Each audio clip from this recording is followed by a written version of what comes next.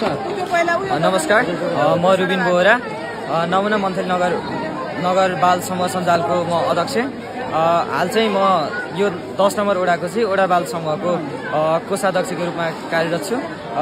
यहाँनिर चाहिँ आज हाम्रो 2082 साल 2 को महिना आज 28 गतेका दिन चाहिँ हाम्रो 10 नम्बर वडा चनको चाहिँ बालमैत्री स्थानीय शासनयुक्त वडा घोषणा कार्यक्रम समापन भइसकेको छ। यो समापन हुँदै गर्दा आजको कार्यक्रमको प्रतिक्रिया दिनुपर्दाखेरि चाहिँ आजको हाम्रो कार्यक्रम चाहिँ लगभग हामीले बिहान 9 बजेतिरबाट चाहिँ वडा कार्यालयबाट र्याली निकालेर यहाँनिर हाम्रो यस कार्यक्रम स्थल सरस्वती माविसम्म आएर चाहिँ हामीले औपचारिक रूपमा चाहिँ कार्यक्रम सुरु गरेका थियौं। यसरी कार्यक्रम सुरु गर्दाखेरि चाहिँ बिहानको चर्को घाममा पनि बालबालिका तथा अभिभावक, शिक्षक, शिक्षिका तथा यस वडावासी जनसहभागिता अत्यन्त धेरै नै रहेको थियो। त्यो जनसहभागिता चाहिँ अहिले विश्वास गर्नै मुस्किल गरी चाहिँ जस्तो यस्तो घाममा बस्न नसक्ने घाममा पनि लगभग 400-500 जनसहभागिता चाहिँ यहाँनिर पुरै भरिभराउ भएको थियो।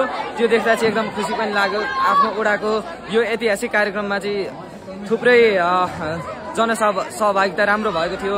यसका साथै अब हाम्रो प्रमुख अतिथिको रूपमा चिना कार्की खड्काज्यू आउनु भएको थियो। उहाँ पनि घाम पानी केही नभनिकन हामी सँगसँगै र्यालीमा पैदल यात्रा घाममा त्यसरी हिँडेर हामीसँगै बालबालिकासँगै घुलमिल भएर हामीसँगै हिँड्नुभयो।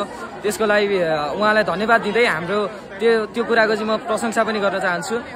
यसका साथै अन्य थुप्रै राजनीतिक दलका प्रतिनिधित्वहरू पनि हुनुहुन्थ्यो। गैर सरकारी संस्थाका व्यक्तित्वहरू साथै स्वतन्त्र विद्यार्थी युनियनका अग्रज व्यक्तित्वहरू पनि हुनुहुन्थ्यो। उहाँले पनि यहाँनिर उपस्थिति भएर आफ्नो ढङ्गबाट विभिन्न सहयोग गरेर चाहिँ हाम्रो कार्यक्रम चाहिँ भव्यताका साथ समापन भएको छ।